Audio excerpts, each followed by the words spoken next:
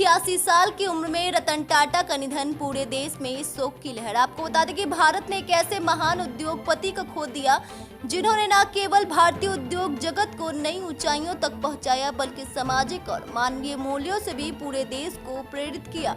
जी हाँ, रतन टाटा का 86 साल की उम्र में निधन हो गया। वह लंबे समय से बीमार थे और मुंबई के ब्रिज कैंडी अस्पताल में उनका इलाज चल रहा था। रतन टाटा का नाम भारतीय उद्योग जगत में एक दिग्गज के रूप में हमेशा याद किया जाएगा।